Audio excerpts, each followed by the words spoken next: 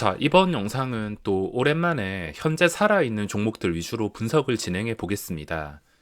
요즘에 나스닥이 무적 상태라 하더라도 우리나라 시장이 힘이 많이 빠졌습니다. 제가 말 안 해도 아시겠지만 종목들이 좀 이상하게 움직인다 싶을 만큼 심심하고 매매할 종목이 그렇게 많지 않습니다.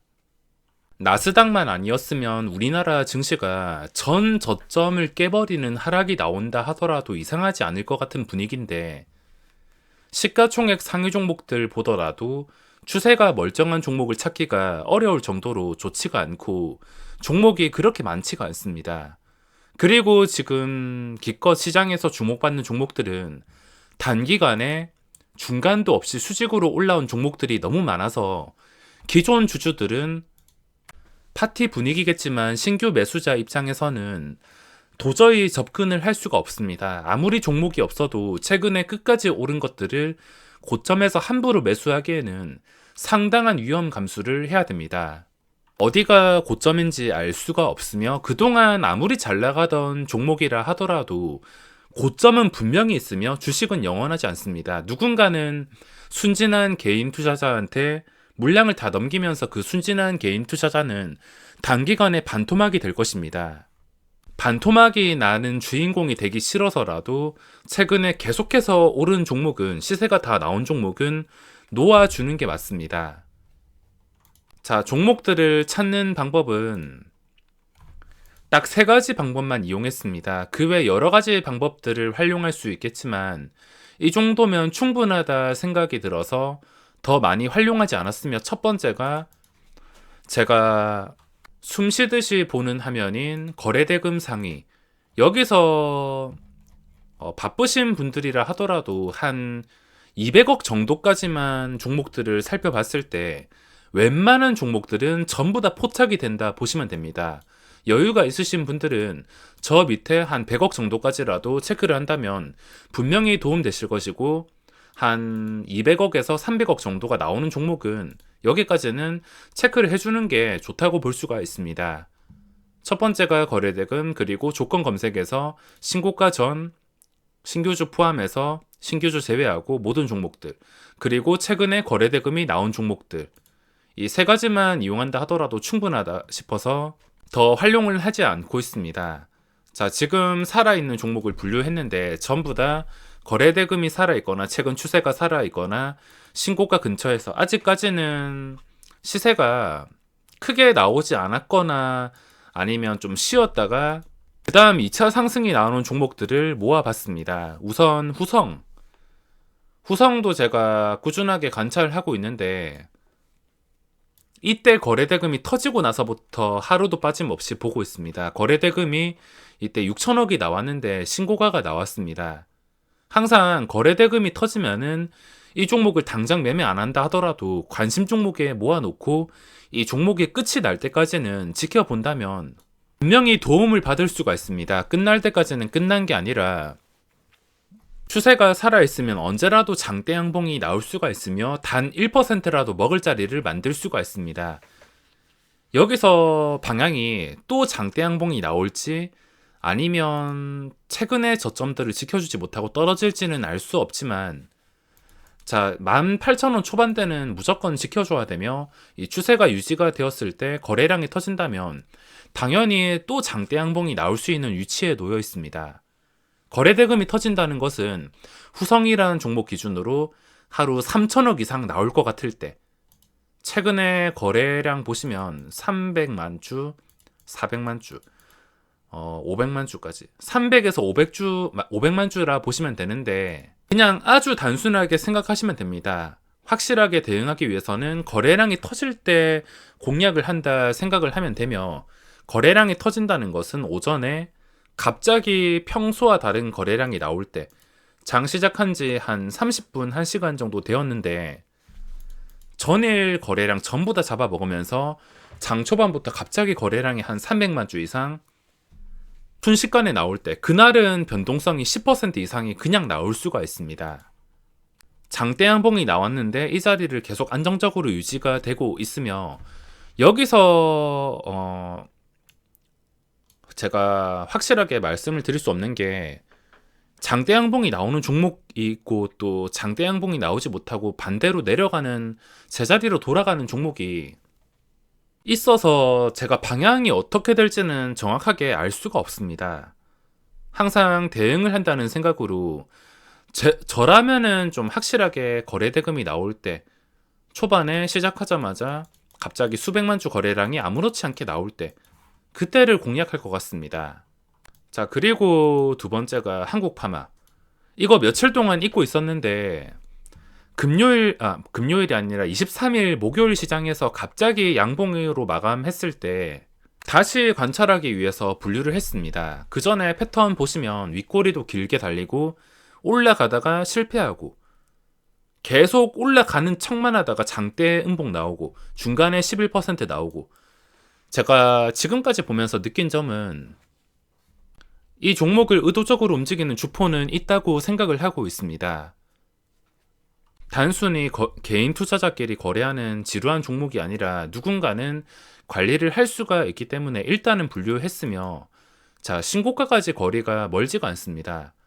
이때 정말 대단했던 종목인데 지금 고점까지의 거리가 점점 좁혀지고 있으며 최근에 성적을 봤을 때 올라온 자리를 좀 오랜 기간 동안 유지하고 있습니다. 중간에 마이너스 11%가 떴지만 이제 지나고 보니까 다시 황금선 지켜주면서 올라오니까 일부러 만든 캔들이란 의심이 들 정도로 지금 추세가 다시 안정이 잡히고 있습니다. 어쨌든 간에 황금선 추세만 유지해 준다면 언제라도 거래량이 붙었을 때 이 85,000원 고점은 순식간에 뚫어줄 것이며, 저걸 뚫어주면서 9만원 근접할 때는 신고가는 당연히 차례차례 돌파를 할 수가 있으며 거래량이 기본적으로 붙는 종목이기 때문에 일단 분류를 하게 되었습니다. 그리고 국전약품, 이것도 지금 추세가 심상치가 않은데 현재는 투자 경고 상태입니다. 투자 경고가 풀리기 전에 금요일에 반응이 나올지 아니면 다음 주 월요일 날 반응이 나올지는 모르겠지만 지금 보시다시피 투자 경고 상태에서도 매우 안정적으로 움직이고 있습니다. 투자 경고 상태라 거래량이 함부로 붙지는 못하지만 지금 신고가 추세에서 추세가 쉽게 이탈되지 않고 있습니다.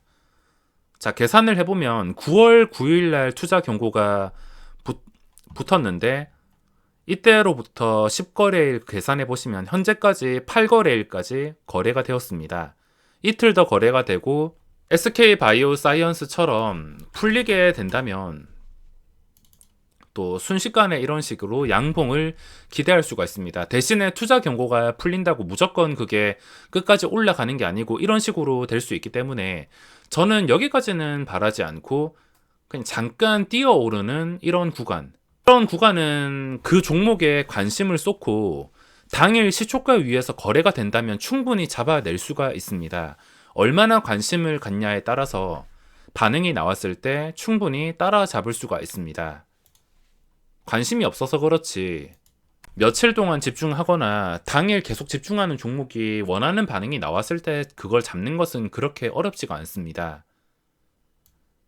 자, 그리고 에코프로와 덱스터, 이거 두 개는 아직 제대로 시작을 안 해서 매매를 당장은 못하겠지만 에코프로 같은 경우에 최근에 시작할 뻔했지만 실패했습니다. 저번에도 시작할 뻔했다가 실패해서 계속 내려간 다음에 매매를 안 하겠지만 시도를 할 때마다 관심을 가질 수밖에 없습니다. 만약에 다시 시도해서 주가 위치가 한 이 정도까지만 올라온다면 10만 8천원 정도까지만 올라온다면 다시 그림이 예쁘게 잡히면서 신고가 돌파를 노려볼 수가 있습니다. 당장은 돌파에 실패를 했지만 언제라도 다시 시도를 한다면 시세가 나왔을 때는 꽤나 만족스러운 시세가 나올 수 있기 때문에 딱 10만원 후반대, 11만원 근처 자리만 알고 있다 하더라도 공략하는 데는 그렇게 어려움이 없으며, 제 매매 스타일은 항상 이렇게 뭔가 차트가 예뻐질 것 같은 자리를 정해놓고서 이 자리를 원하는 대로 회복해주고 지켜줄 때 저는 그때 들어갑니다. 지금 당장 매수를 해서 나중에 올라간다면은 지금만한 가격이 없겠지만 지금 주가가 어떻게 될지는 아무도 알 수가 없기 때문에 저는 조금 확실하게 매매를 하기 위해서 이런 식으로 자리를 정해놓고 그 자리가 괜찮다 싶을 때 들어가고 있습니다. 그리고 덱스터. 이거 거래량이 없으면 좀 지루한 종목이긴 하지만 자, 쉬어가는 구간이라 생각을 하시면 됩니다. 황금선 깬 날도 있긴 한데 금방 회복해주면 아무 상관없습니다.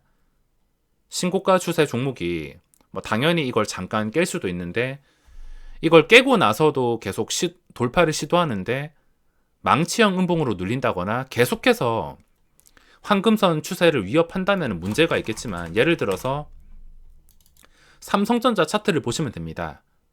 황금선을 회복했는데 다시 빼버리고 회복하려 하는데 빼버리고 황금선 밑에서 거래가 되는 시간이 길다면은 추세가 안 좋다는 것을 의심해 봐야 되며 근데 이거는 딱 봐도 삼성전자랑은 다르다는 것을 알 수가 있으며 지금은 거래량이 붙지가 않아서 장중에 답답하게 움직이긴 하지만 거래량이 붙는 날에는 고점까지 거리가 멀지가 않습니다. 제가 목요일 시장 시초가에도 공략을 했었는데 거래량이 붙지가 않아서 매물이 쌓여서 아쉽게 실패를 했지만 아직까지는 분위기와 장기적 추세가 살아있기 때문에 분류를 하게 되었습니다. 현재 너무 많이 올라서 함부로 따라잡지 못하는 종목과 또 애매한 종목들이 많은데 이런 종목들은 절대 억지로 내가 당장 돈 굴릴 데 없다고 억지로 들어가실 필요가 없습니다.